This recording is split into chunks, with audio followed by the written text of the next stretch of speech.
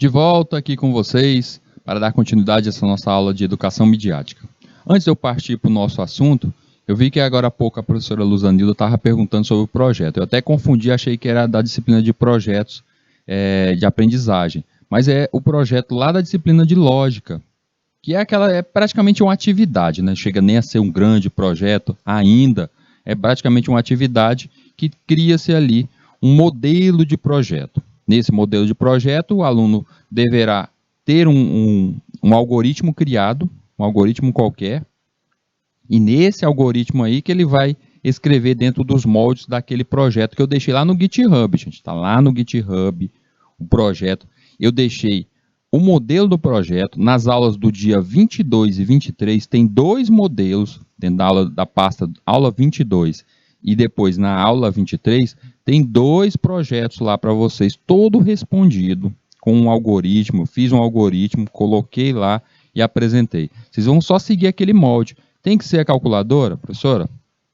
O professor está falando aí sobre o da calculadora. Então, eu imagino que alguns alunos aí estão seguindo a questão do algoritmo da calculadora. Mas não é obrigatório todo mundo fazer a calculadora. Você pode seguir calculadora? Pode. Pode fazer um outro, um que faz cálculo de variável?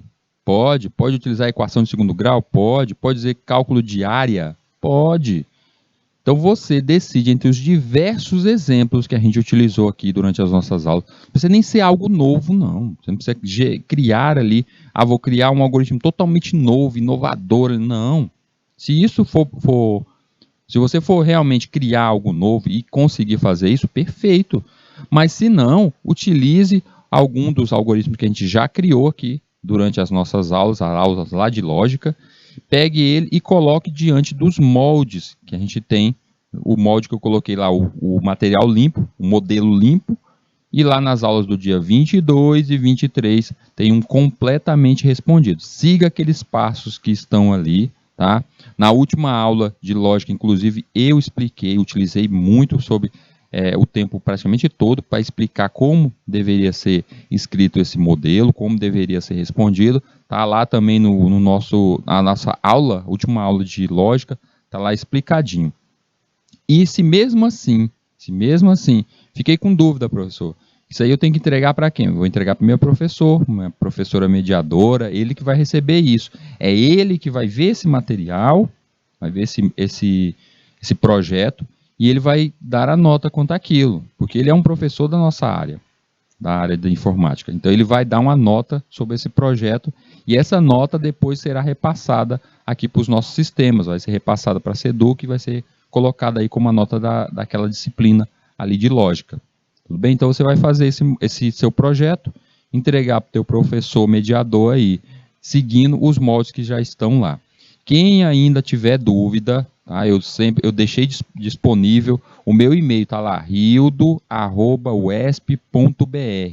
rildo@uesp.br, UESP, tá? Universidade Estadual do Piauí, rildo@uesp.br. Pode mandar mensagem lá que eu sempre estou de olho. Eu estou com o meu celular já que chegou um e-mail, ele dá o avisozinho para mim, eu vou lá e tento responder da forma mais rápida possível esse aluno, tá? Então eu vou estar disponível ali. Se algum aluno, diversos já mandaram para mim, viu, gente? Professora Luzanilda, já teve alunos aqui que mandaram para mim esse projeto, pensando até que era para entregar para mim, não estou falando que é da sua cidade não, de outras cidades. Mandaram para mim, como se fosse para entregar. Não, é para o teu professor mediador. Já teve aluno que também estava em dúvida e mandou o projeto, ainda estava no meio de responder. Teve aluno que estava com o algoritmo, estava travado, aí perguntou para mim o que estava acontecendo, se eu poderia ajudá-lo. Então, tudo isso aconteceu durante a semana, e principalmente no final de semana. Meu final de semana teve vários alunos aí que entraram em comunicação comigo. Tá? Então, pode utilizar esse e-mail aí, se tiver ainda dúvida, mas é molezinha. Fez um algoritmo, colocou no molde e entregou para o seu professor mediador. Tranquilo? Então vamos voltar aqui para a nossa aula de educação midiática para a gente conseguir concluir esse assunto sobre as novas tecnologias.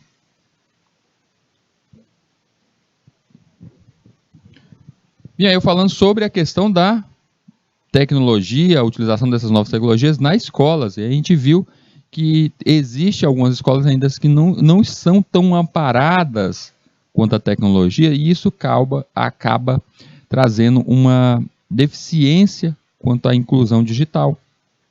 Então vamos ver esses problemas nas escolas.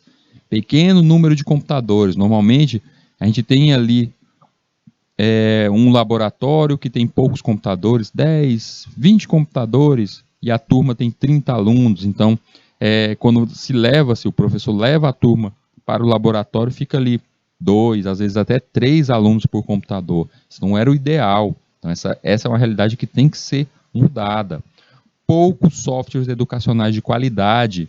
E aí isso é principalmente na questão dos desenvolvedores. Normalmente, dentro desses computadores nas escolas, a gente tem ali o Linux educacional, que ele já vem com vários programas, vários softwares educacionais internos nele. Mas mesmo assim ainda são poucos diante de tudo que era necessário, tudo que um aluno realmente necessita. Resistência à mudança pessoal e institucional.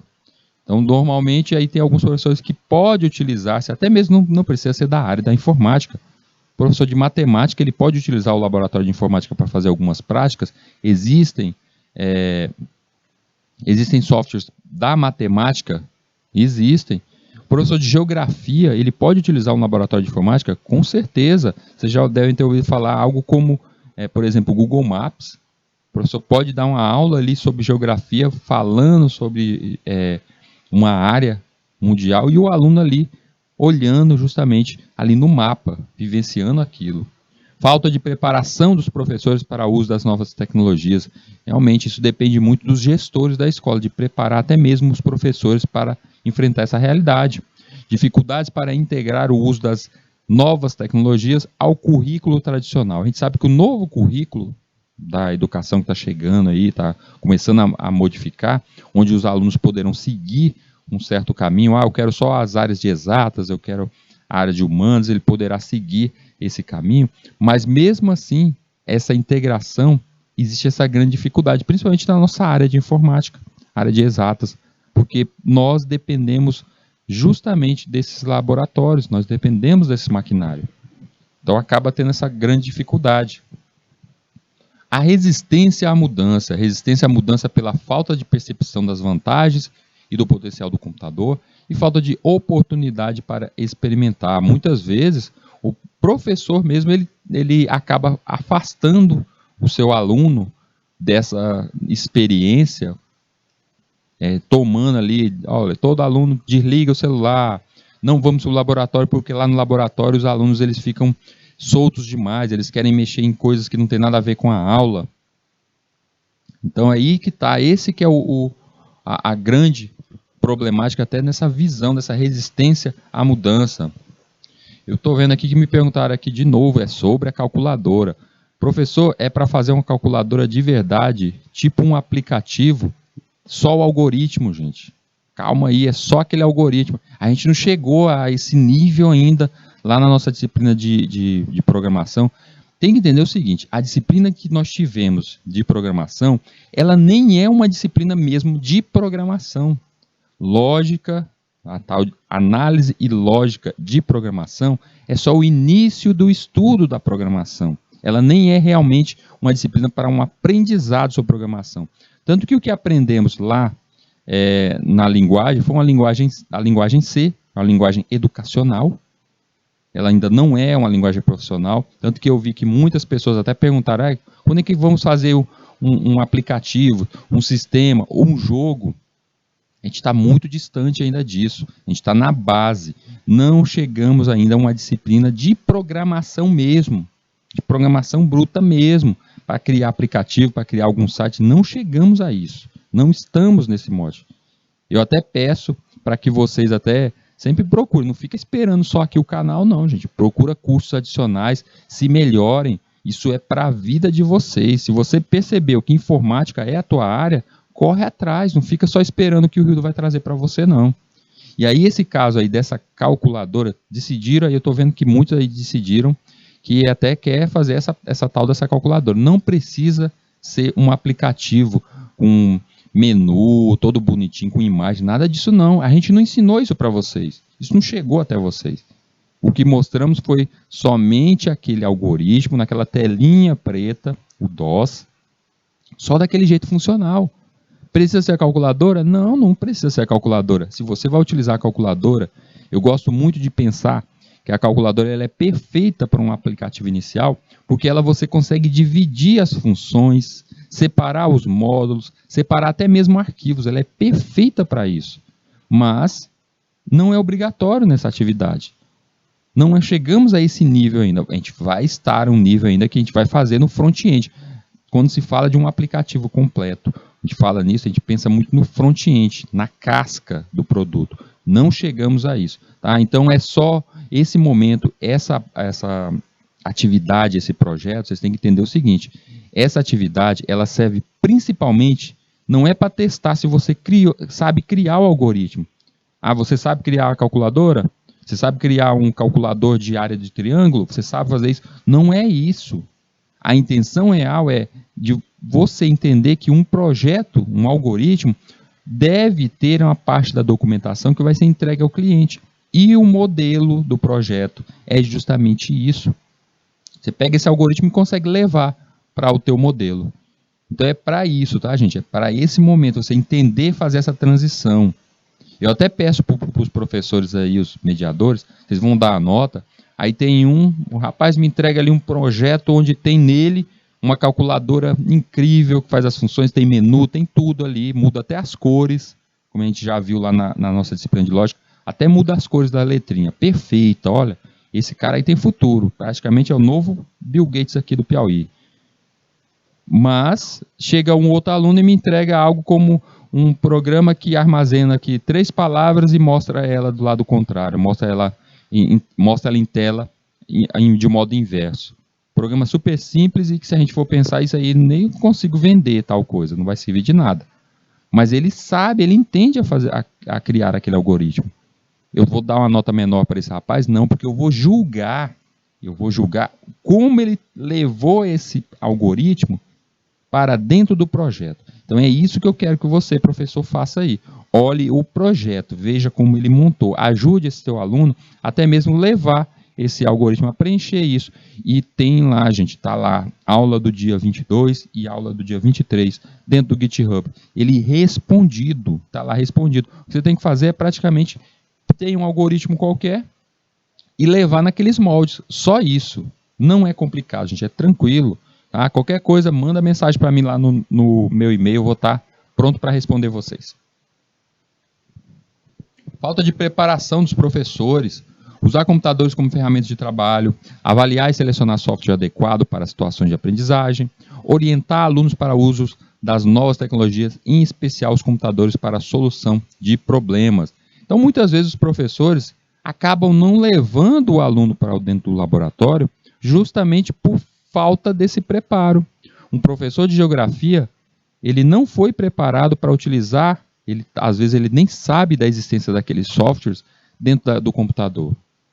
Então ele tem que se preparar, buscar o conhecimento, ele tem que conseguir se educar digitalmente e perceber que existem tais softwares que vão ajudá-lo em sala de aula.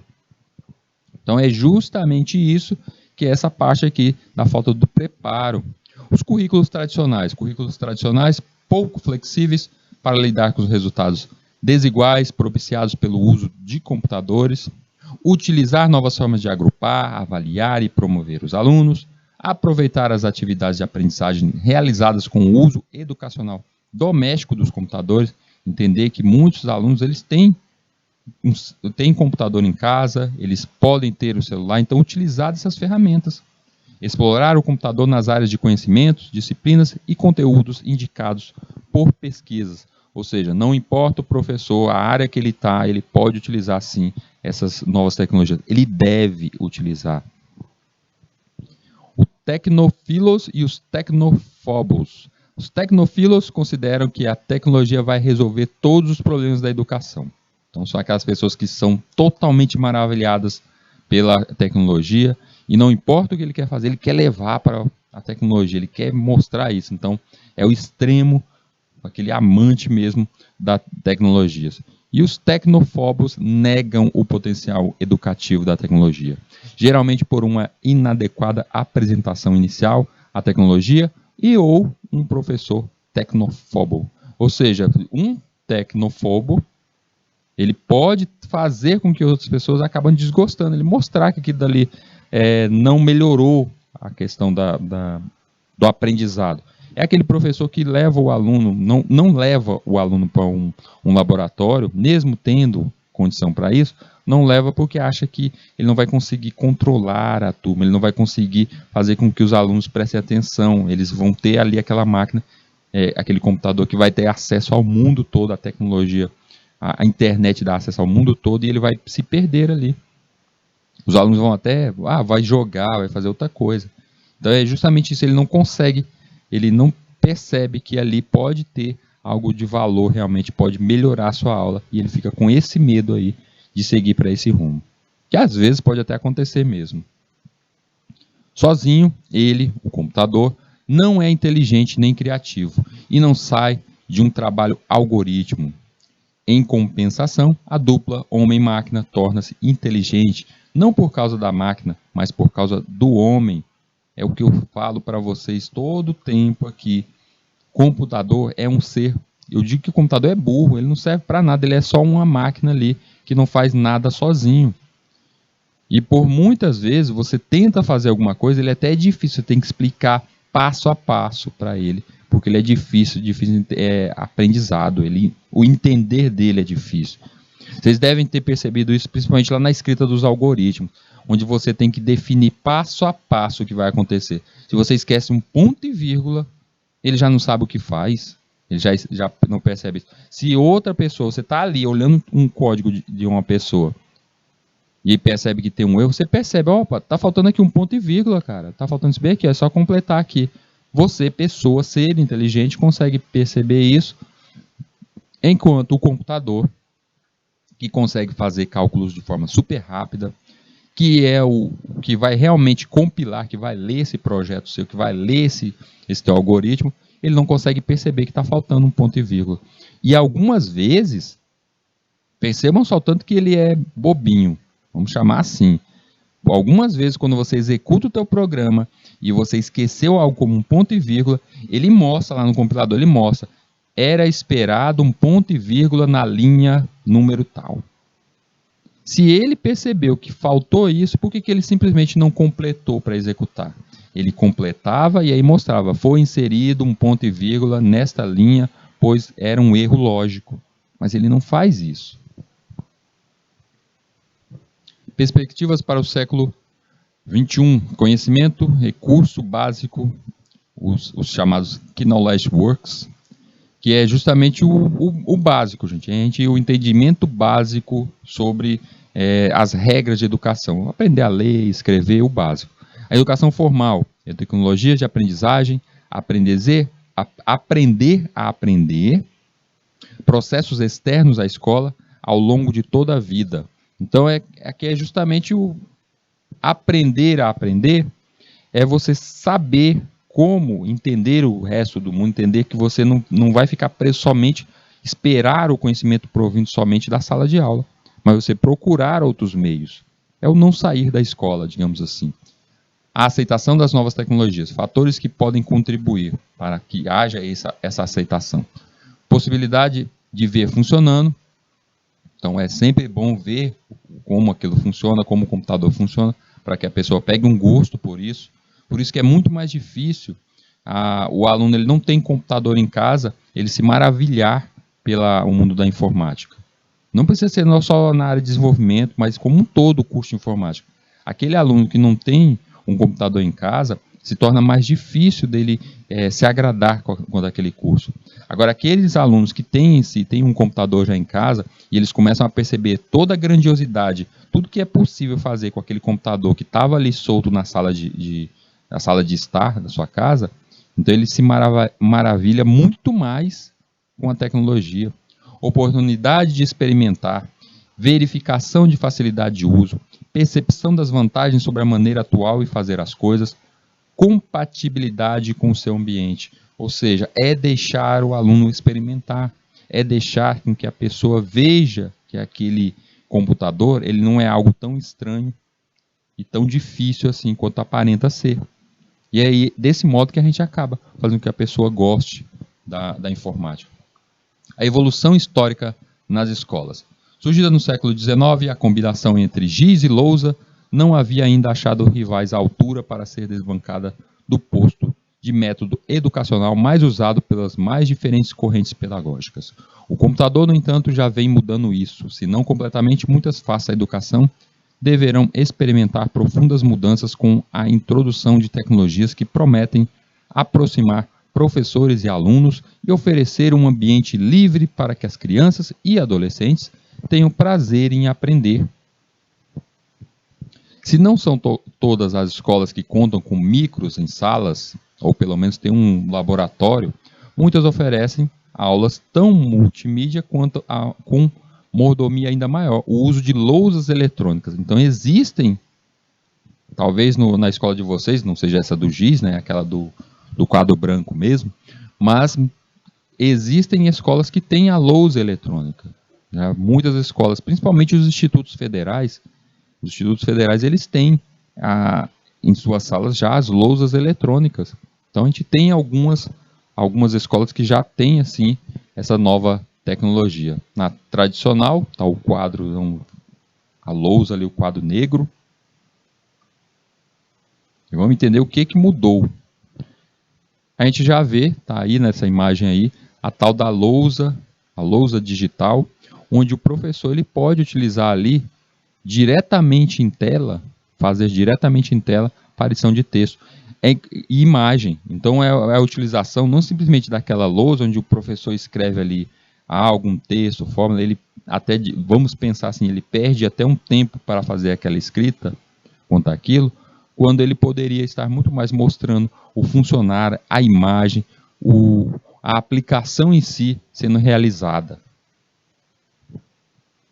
Aí mais uma imagem sobre a tela digital, o professor utilizando ali, inclusive nessa imagem a gente percebe que ele está mostrando algo como o corpo humano, que se a gente fosse ver do modo como a maioria das escolas tem, que não tem uma lousa digital, isso o aluno deveria ter ali naquele momento ou uma apresentação de slides, ou esse aluno deveria estar seguindo diretamente do livro. Só que desse modo aqui, fazendo desse modo, é bem mais prático, o professor pode movimentar aquela imagem. Esse novo quadro é, na verdade, um grande monitor conectado a um computador. Sua superfície é sensível ao toque e, dessa forma, quando alguém mexe no quadro, o computador registra o que fez e graças a esse programa apropriado. Com a ajuda da lousa digital e desse programa, o professor pode acessar páginas na internet, escrever, desenhar e gravar tudo o que foi escrito nas aulas. À sua disposição, ele também tem uma caneta especial que possui uma ponta de borracha para não danificar a superfície da lousa e até um apagador virtual. Então a gente entende que essas tecnologias que estão chegando aos poucos na escola, como a passagem do quadro negro, quadro de giz, que passou para esse quadro,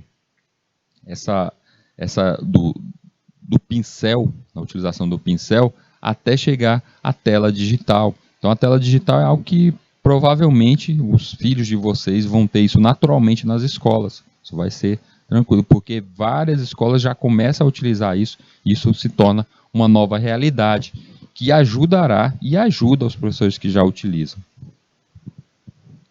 Outra dessas novas tecnologias que chegam aos poucos são os robôs.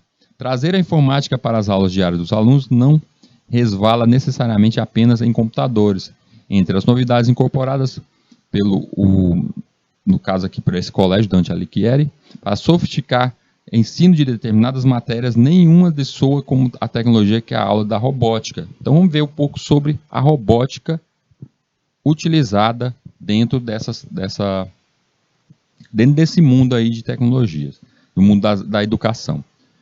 Existe os bonecos Lego, essa tecnologia que a Lego, a empresa Lego, que é produtora de aqueles bonecos de montar, que utiliza-se utiliza da robótica também com o tal projeto deles, o Mindstorm. Pioneiro em mesclar conceitos de robóticas com ferramentas similares a brinquedos, o Mindstorm da Lego permite a montagem e programação de ciborgues básicos por crianças. Então são kits, a gente vê aqui dois desses kits aqui de robôs em tela, são kits que normalmente podem ser utilizados dentro de sala de aulas. E qual seria a valorização quanto a isso? Não somente quando a gente fala de é um brinquedo Lego, é um brinquedo de montar, montou um robozinho. Mas isso é interessante até mesmo para, no caso, nas nossas aulas aqui. Imagine só se a gente tivesse em sala de aula, se você estivesse em sala de aula aí, pelo menos um kit desse do Lego Mindstorm, onde nele aceita, a gente sabe que o Lego Mindstorm, por utilizar robótica, ele utiliza-se de linguagem de programação dentro do seu software. E a linguagem de programação utilizada dentro da Lego é a Python, a Java e a linguagem C. Então, imagine só você aí que está fazendo um algoritmo de calcular, um algoritmo que armazena ali uma palavra. Você pudesse fazer um algoritmo que fizesse com que esse robozinho se movimentasse de certo modo. Aí eu quero que ele ande 3 passos à frente, e aí depois ele vire à esquerda. Aí eu quero que esse robozinho ande 3 passos e acenda as luzes em tal sequência. Ou seja, o início da programação dentro da robótica. Então é possível fazer utilizando as ferramentas dentro desse kit aqui do Mindstorm. Existe só esse kit, Rio? Não, esse aqui foi um que eu já trouxe para vocês, mostrando já ele completamente pronto. Mas a gente sabe, já foi falado aqui, dos kits de Arduino. Os kits de Arduino, eles não são, digamos assim, tão caros assim, e a gente pode comprar peça a peça, parte a parte. Para vocês terem uma ideia, a placa R3, que é a placa inicial, a placa central, onde ela aceita a programação, como esse robozinho aí, que tem em tela, que ela aceita a programação, a placa com o kit inicial deve estar na faixa dos seus R$500, que serviria para uma aula dentro de uma escola, para uma turma inteira, ou seja, uma turma precisaria de um kit como esse que a sua escola pode obter por essa faixa de valor de R$500 a R$600. E nesse caso, uma placa R3, ela aceita sensores, sensor de movimento, sensor de umidade, sensor de iluminação. Então existem os diversos sensores, sensores de tensão elétrica, existem diversos sensores e tudo isso a gente aprende com a programação. E aí a gente pode utilizar nesses kits, vamos pensar nesse caso desse robozinho, eu pensei somente na questão do movimentar e mudar aqui de um lado a outro. Mas a gente pode colocar até adicionar itens a essa programação. Como o caso dele reconhecer, através de sensores, reconhecer tipos de cores, reconhecer que uma luz está acesa ou apagada e fazer certo tipo de atividade, perceber que algo como uma porta está aberta e ele até lá empurrar para fechar a porta. Então tudo isso pode ser utilizado com kits utilizando o Arduino ou até mesmo kits prontos como o Lego Mindstorm. Tecnologia e interatividade. A tecnologia e a interatividade vão tomar conta da sala de aula no futuro. Os tradicionais quadro negro, giz e apagador serão aposentados e com isso o modo de dar aula também passará por mudanças. Professores e alunos contarão com uma lousa que ao mesmo tempo possa exibir pequenos vídeos com demonstrações de fenômenos climáticos, uma experiência de física ou ainda um mapa que o toque do professor em uma determinada região se amplia, como se fosse um grande tablet na tela. Os equipamentos permitirão também um papel mais ativo dos estudantes com os votadores e as pranchetas eletrônicas. Aqui, na nossa aula, eu já cheguei a falar sobre alguns, nessa aula de midiática, eu já falei para vocês sobre esses tais votadores. Os tais votadores, ele seria algo como eu poderia passar uma atividade aqui e dar liberdade para que vocês, através do celular de vocês, utilizando esse mesmo programa, poderiam votar ao mesmo tempo. Eu preferi não seguir esse caminho porque eu sei que várias escolas aí, algumas, os alunos todos não têm smartphone, algumas não têm acesso à internet dentro da sala de aula, então ficaria uma cidade utilizando, outra não, e aí isso não passaria a realidade quanto àquela atividade minha, essa votação ali no momento. Mas isso pode ser utilizado de uma forma mais próxima. Um professor ali com seus alunos direto, dentro de sala de aula, ele pode utilizar as tais pranchetas, os tais votadores, não adquirindo esse hardware a mais, mas já utilizando os próprios celulares dos alunos. Então, quando um professor ele barra a entrada de um smartphone, os alunos aqui, todos eles têm que desligar ou deixar os celulares em cima da mesa, colocar todos os celulares aqui dentro do armário. Quando ele faz e afasta os alunos a todo tempo dessas tecnologias, ele poderia estar utilizando para que o aluno, ao invés de respondesse, eu quero que vocês respondam as atividades agora, responder só no caderno, e ele tivesse que passar mesa a mesa olhando quem está respondendo, quem está fazendo o quê, ele poderia simplesmente dar acesso direto pelo smartphone para que os alunos acessassem aquela rede ali, acessassem aquele aplicativo e respondesse ali na hora ali, e ele veria quem está respondendo, quem respondeu errado, quem errou, mostraria tudo ali. E isso são softwares que existem livres para uso ali, naquele momento. Isso sem contar que a gente pode, dentro de sala de aula, nós aqui no mundo da informática, da programação, vocês vão ver que dá para fazer até mesmo acesso local. Você pode criar um site, uma aplicação web ali e dar acesso aos seus alunos ali naquela aplicação web naquele momento. Futuramente, isso bem futuramente aqui no nosso curso, quando a gente estiver falando sobre programação web, vocês vão perceber que eu vou criar alguma coisa, muitos de vocês vão criar algumas coisas e dar acesso de modo servidor para todos os outros. Imagine só eu aqui mostrando para vocês a criação, mostrando como é que funciona um site, como é que o código, a codificação de um site funciona, e aí você aí na sua cidade, você direto no seu celular poderia acessar e ver tal site. Quando eu mostrasse algo como a possível entrada, a fraqueza, a fragilidade de um site, você poderia fazer esse teste direto aí da sua cidade, diretamente aí do seu smartphone. Então é algo que a gente tem que construir aos tempos. Vocês têm que perceber que desse lado de cá o professor pode fazer isso, mas o aluno tem que entender que ele necessita de uma certa educação para utilizar essas tecnologias. A sala de aula high-tech, por enquanto, é apenas uma tendência. Os equipamentos são importados e, em geral, caros.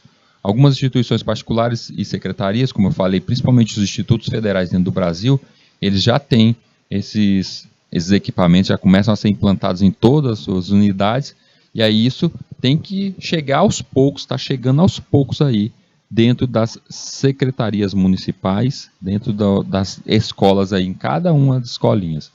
As empresas vendem separadamente ou uma solução completa.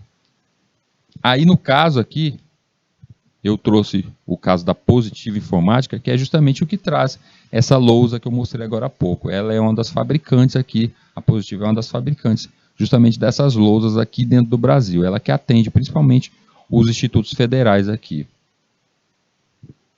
A lousa digital. Substitui o antigo quadro negro, no lugar uma lousa branca conectada a um computador, sensível ao toque de uma caneta especial ou de um próprio dedo do professor. A lousa, vou mostrar aqui para vocês, mas essa lousa, ela não é diferente daquele quadro que eu mostrei agora há pouco, o quadro digital, que ele estava sendo a imagem como um data show, passando ali para que o professor possa tocar. Essa daqui é uma lousa, é um quadro especial mesmo que a pessoa utiliza-se durante sua aula. Nela, ela funciona um software com material didático para todas as matérias. O professor não precisará mais, por exemplo, desenhar um mapa, um corpo humano ou uma experiência de química. Todas essas imagens poderão aparecer em tela a um simples toque. A partir do conteúdo que o professor quiser detalhar, ele pode dar um zoom a uma determinada parte ou complementar com alguma informação, abrindo um vídeo específico relacionado ao assunto ou acessando um site direto, o site da própria lousa. Então, a lousa, internamente, ela já tem até mesmo software. Ela é um computador. Ela é um computador ali com uma grande tela. Notebook. Os notebooks podem ser utilizados por professores e alunos. Como são portáteis, podem ser usados na biblioteca, em casa ou em sala de aula, onde se integram as atividades do quadro interativo. Então, no caso aqui, a gente vê que muitas escolas utilizam tanto do notebook, eles têm ali, ao invés de ter um laboratório de informática, eles têm a questão sobre o uso de notebooks que os alunos podem utilizar durante uma certa aula. O professor requisita, aí traz para dentro da sala de aula os tais notebooks. Pode ser utilizado dessa forma. Ao invés de ter um laboratório de informática ali naquela escola. Mas a gente entende que o notebook, tanto como o próprio notebook, o tablet ou até mesmo o desktop, eles são ferramentas que devem ser utilizadas em sala de aula. Por isso que eu sempre afirmo o seguinte: os alunos, muitos dos alunos já têm um computador, eles têm um smartphone.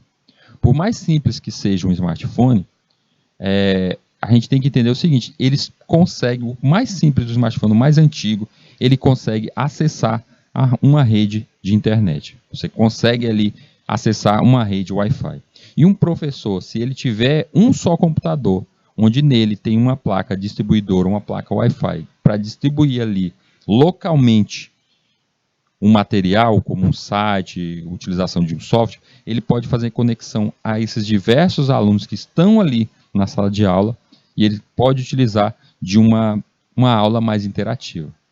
Então, são meios que a gente pode utilizar no nosso dia a dia, que a gente pode utilizar essas ferramentas para melhorar a nossa aula.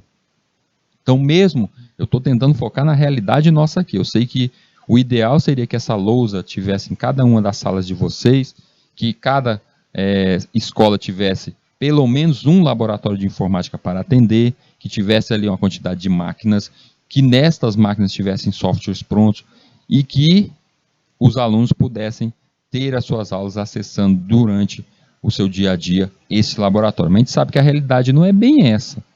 Em muitas cidades não tem tudo isso. Então, por esse motivo, eu sempre indico utilizar das ferramentas já existentes.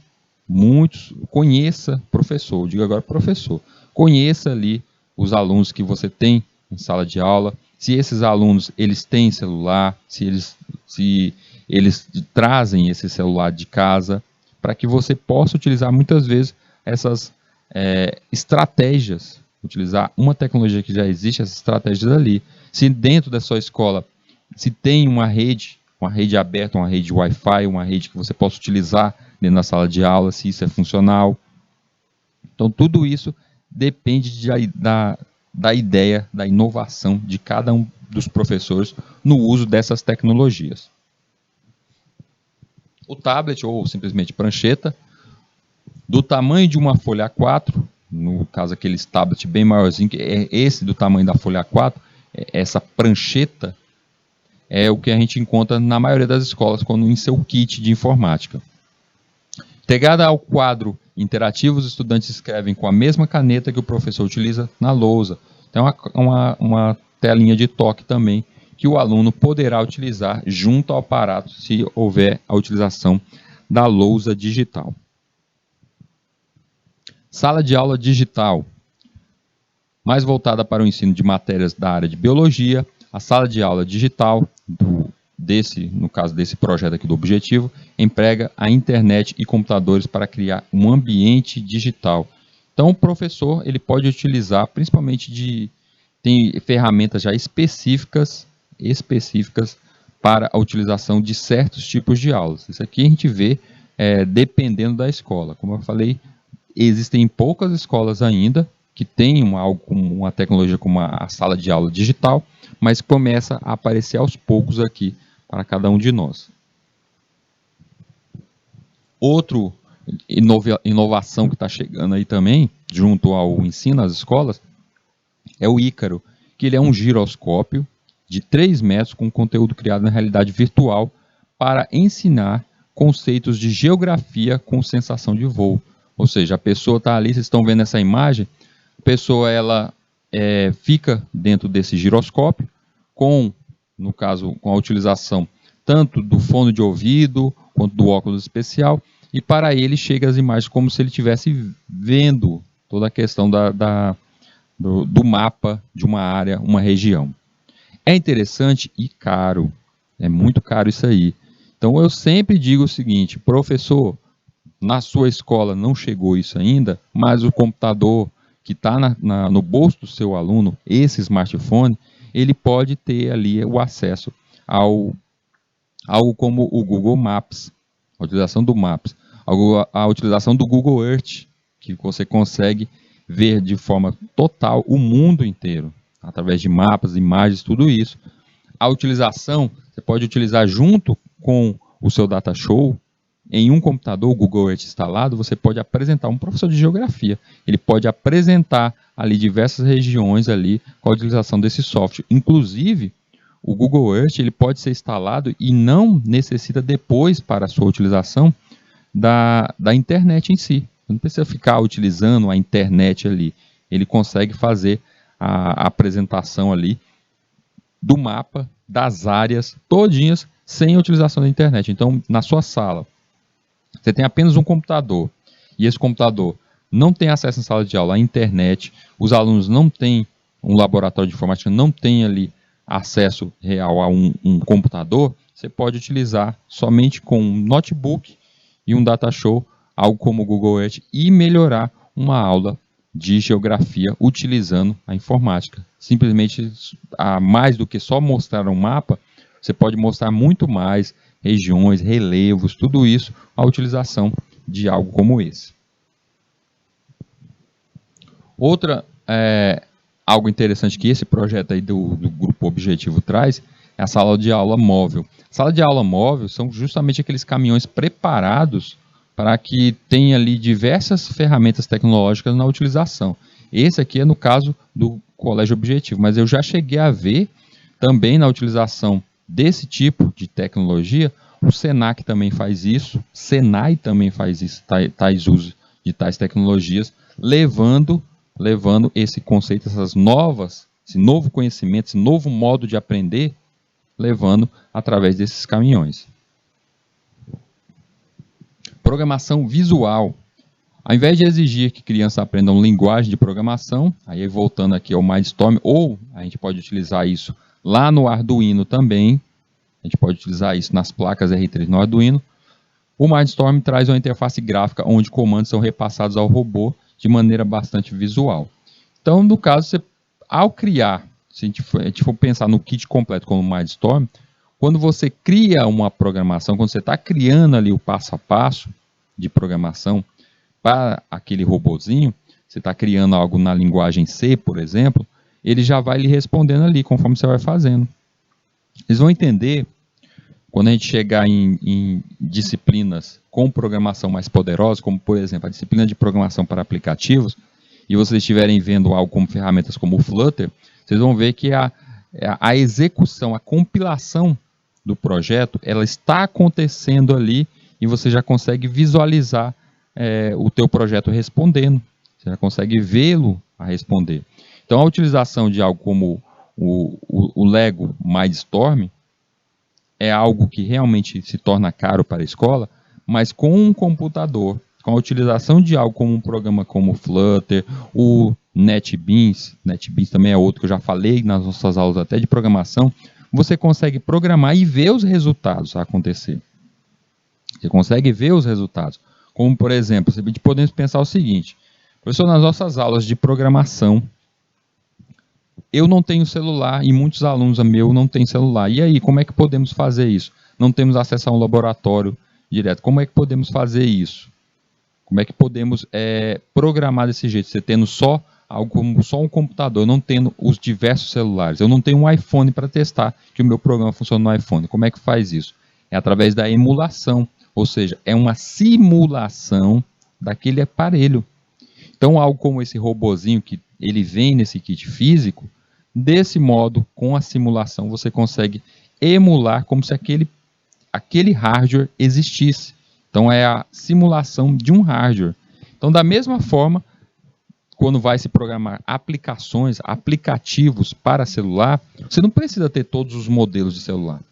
Mas como você faz um teste para todos os modelos de celular? Justamente utilizando a emulação, uma simulação daquele modelo de celular. Então, quando você vai criar algo como uma aplicação para um iOS, você não precisa ter ali um iPhone. Basta você utilizar um emulador para aquele celular. Aí eu quero testar o iPhone 10. Você vai ali, emula o iPhone 10, pega a ROM dele, ou seja, o sistema operacional dele, emula esse sistema, e aí você faz os testes se aquele teu aplicativo ele pode ser instalado naquela máquina que tenha esse tipo de software ali instalado. E aí isso a gente faz com diversas outras habilidades. A gente pode até pensar o seguinte: você vai criar software para trabalhar, para gerenciar máquinas de raio-x de uma certa empresa. Você precisa ter essa máquina de raio-x funcionando, soltando raio-x ali, fazendo toda hora aquele exame? Você não precisa. Você emula o rádio daquela máquina, emula que ele existe, e aí sim você faz isso. Pode parecer algo bem distante. Vou conseguir simular que um celular dentro do meu computador, eu vou conseguir simular um robô dentro do meu computador. Parece que é algo muito distante, mas não é tanto quando a gente começa a pensar que vocês já devem ter emulado algo como, por exemplo, em um computador você emular um videogame. Como, por exemplo, você quer jogar um joguinho do antigo, extinto Super Nintendo, você vai lá, baixa o emulador para a sua máquina, para o seu celular mesmo, e ali você tem esse jogo. Você está fazendo com que seu computador, naquele exato momento, ele está fingindo, ele está emulando, simulando que ele tem ali dentro, internamente, um videogame. Então é justamente isso que a gente faz. E aqui em tela, vocês estão vendo essa telinha toda colorida, isso aí é a programação por blocos. É outra linguagem de programação, utilizando comandos básicos.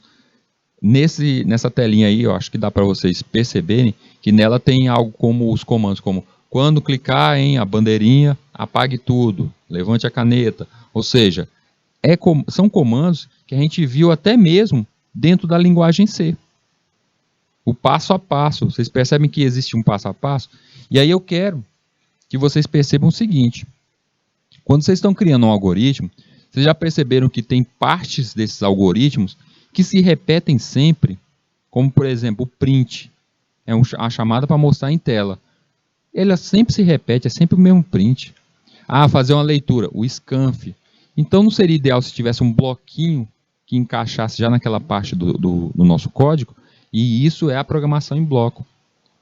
Para quem quer experimentar, a programação em bloco é a CAT, que é a do gato, de um gatinho, que é o símbolo dele, que é essa programação em bloco. Ela é fácil, não é difícil, principalmente vocês que já começaram a aprender a linguagem C, programação em bloco ela é bem legal. Inclusive a programação em bloco também pode ser utilizada para algo bem mais poderoso, como por exemplo, a programação de jogos também é utilizada a programação em blocos. Tá? Então é algo interessante aqui que eu adiciono para vocês esse conhecimento, que possa ser utilizado a programação, possa ser utilizado isso dentro de sala de aula. O que eu preciso para programar em bloco?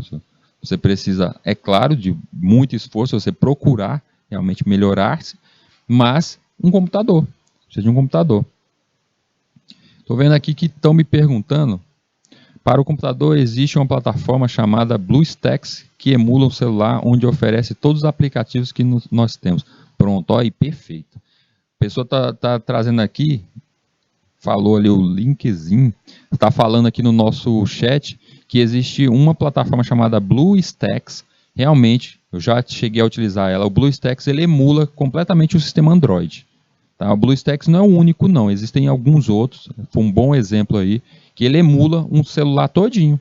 E com aplicações, você faz instalação de aplicações. Eu já utilizei o BlueStacks quando eu queria, justamente eu estava trabalhando na disciplina de aplicativos para celular, e eu queria fazer a instalação em um celular, mas eu não tinha aquele celular, então eu utilizei o BlueStacks. Mas existem vários outros aí, tá? O BlueStacks, ele é bem interessante se você não quer necessariamente programar. Você quer, eu preciso de um celular, eu preciso, no computador, emular um celular, porque eu quero jogar um joguinho que tinha lá no celular, mas eu quero aqui no meu computador. O BlueStack é perfeito para isso aí.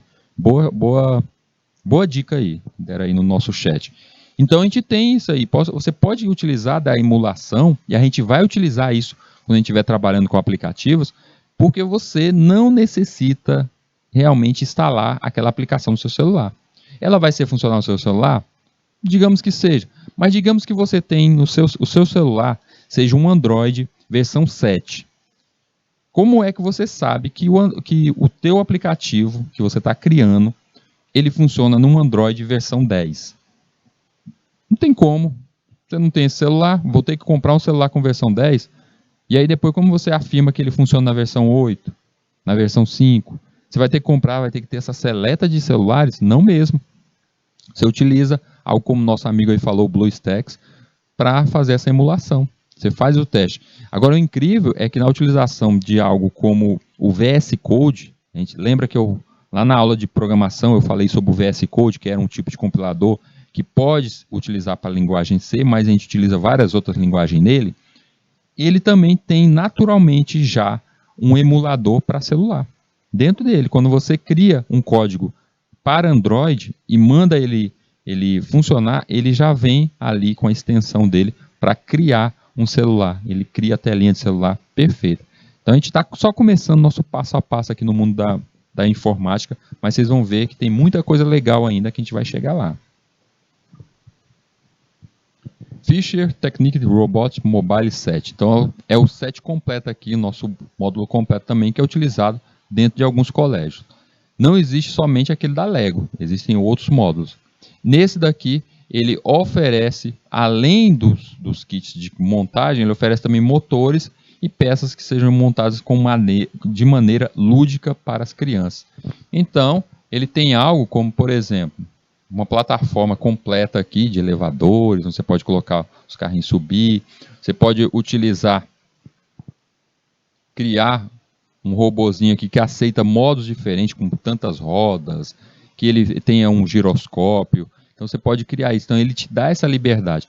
Mas o mais interessante aqui é que isso aqui é utilizado nas escolas para crianças na fase inicial, ali no seu fundamental, para que eles aprendam essa questão da lógica da montagem, mas esse mesmo kit pode ser utilizado em séries mais avançadas na área da programação. Então, dá para ser utilizado também esses kits dessa forma. É algo que ainda é caro, tá? Eu estou mostrando para vocês, isso aqui é para o futuro, não vai chegar agora, assim. A gente vê em algumas escolas particulares, algumas escolas que já têm esses kits, mas não são ainda, principalmente nas escolas públicas, ainda falta isso.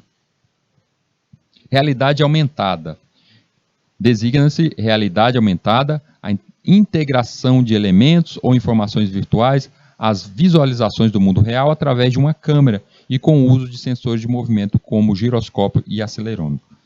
Isso aqui, a realidade aumentada, foi muito falada nos últimos tempos com o lançamento daquele joguinho do Pokémon GO. Eu acho que muitos de vocês talvez tenham jogado aí o tal do Pokémon GO, que é o desenho do Pokémon, que você tem que capturar o bichinho, e aí você saía no mundo real aqui, procurando onde estaria o tal do Pokémon. Ele poderia, olhando pelo celular, ele poderia estar ali do seu lado. Ou seja, era a utilização da realidade aumentada. E aí, junto com esse jogo foi muito falado, ainda é muito usado ainda, é utilizada a tal da realidade aumentada. Mas a realidade aumentada, ela pode ser utilizada junto à educação também. Vejam nesse exemplo aqui, onde eu tenho um livro sendo visto pela câmera do tablet, onde nesse o livro aparece todo colorido, os reinos ali, onde está só uma imagem chapada, a imagem estática, nele fica com movimento. E isso aqui está sendo utilizado não somente na questão da educação, a gente vê nesse outro item aqui, você na sua câmera, ele poderá aparecer mostrando onde é que está o shopping center, onde tem café, onde tem um restaurante. Ele mostra isso também através da realidade aumentada. Outra coisa que vocês já devem ter percebido utilizando a realidade aumentada é no marketing. Por diversas vezes você vai comprar um produto, vou comprar um achocolatado. Aí tem ali no achocolatado realidade aumentada. Se você baixar o aplicativo deles e abrir esse aplicativo e visualizar pela câmera, aí a imagem ali da lata do achocolatado vai ter movimento. O mascote dele vai mexer. Você já deve ter visto isso. Um que eu vi que utiliza isso é aquele Sucrilhos, Kellogg's, eles têm utilizado muito isso no marketing deles. Eles sempre na caixinha deles tem algo com a realidade aumentada que você pode ali ver o mascote dele a se mexer pelo celular. É interessante isso para o marketing, porque as crianças, elas querem, elas ficam ali pedindo. É aquele perrengue, sempre que eu vou no supermercado, meu filho fica pedindo para comprar isso. Ele nem gosta do tal dos sucrilhos, ele nem é de comer o sucrilho, mas ele quer justamente pela questão da caixa. Imagina só. Então é justamente o marketing em cima utilizando uma tecnologia que é a realidade aumentada. Então existem diversos modos aí, diversos meios que a gente pode utilizar isso, e eu vejo muito mesmo a utilização disso no mundo da educação. Os livros deixarem de serem tão estáticos. O QR Code, isso aqui é comum. Isso aqui sim, na vida de vocês está tranquilo, é comum. O QR Code é um código de barras ou barra métrico bidimensional que pode ser facilmente escaneado usando a maioria dos telefones celulares e equipamentos com câmera. Então, se o teu celular ele consegue ler o QR Code, a maioria dos novos celulares já tem naturalmente a leitura de QR Code, vocês vão conseguir fazer a leitura aqui desses QR Codes aqui. Inclusive, as empresas utilizam-se no marketing, o QR Code. O QR Code pode ser utilizado no supermercado para mostrar onde tem certas informações, certos produtos, promoções. Então, isso aqui é essa nova tecnologia que já está fazendo parte da nossa vida. Ela é tranquila, aparece muito na nossa vida aí. E, inclusive, a gente já utilizou até nossas aulas aqui. Sempre que eu quero passar um link para vocês, eu utilizo até um pouco do QR Code. Aqueles aí que... eu quero saber esse QR Code que tem em tela aí, o que o Rito está passando. Inclusive, nesse daqui, se vocês já utilizaram aí, vocês estão vendo aí que ele leva você direto ao nosso site aqui do canal Educação. O outro ali vai levar você para uma página aí de um seriado que eu peguei na internet ali. Então, tá aí 2 QR Codes funcionais, e que isso depende da tua imaginação. Imagina que você quer levar o seu cliente para uma certa promoção, a demonstrativa de uma publicidade, algo desse tipo. A gente viu isso aqui, a Disney está utilizando muito nos seriados deles. Eles estão colocando QR Codes no seriado de super-herói, levando para a revista em quadrinho daquele super-herói, que também faz parte do ganho deles, ou seja, é um marketing. Você assiste o seriado e você vai ser indicado para uma outra mídia, que é justamente os quadrinhos, e vai fazer você querer comprar aqueles quadrinhos. Então é uma mídia dentro de uma mídia, tentando te levar para um novo caminho. É uma utilização das tecnologias. A tecnologia pode ajudar a escola a levar os seus alunos a um novo paradigma. Sim, desde que a tecnologia esteja a serviço de metas educacionais, não a serviço da criação de novas necessidades artificiais. Como disse David A. Dockman, a escola ideal é uma escola onde a aprendizagem ocorre com e não a partir dos computadores. Então não é simplesmente ter os computadores ali que vai trazer isso, mas depende de nós, seres humanos. Foi algo que eu já falei aqui na aula de hoje, que os computadores eles são burros, eles são algo parado ali. O que faz um computador ter uma validade mesmo é a pessoa que está próxima a ele. Então você que tem ali o seu smartphone pode ser simplesmente uma caixa de comunicação, mas se você parar e pensar um pouco, você pode encontrar novos usos para ele. E o professor é a mesma coisa. Os meus alunos aqui, eles chegam, eu odeio quando eles trazem os seus smartphones. Eu quero que todo mundo desligue o smartphone. Ou você pode trazer isso e valorizar a tua aula, como o caso do Votei, que eu falei hoje, que utilizar para fazer atividade junto aos alunos desse modo. Então fica a dica para vocês aí da questão do uso das tecnologias. Você vê uma tecnologia, depende de como você vê aquela praticidade. Como o caso ali do QR Code. Depende do que você espera no uso daquela nova tecnologia. Então depende muito da imaginação do ser humano, depende de cada um de nós. Turminha, eu vou agradecendo vocês terem me acompanhado nessa aula de hoje, e a gente se encontra na nossa próxima aula.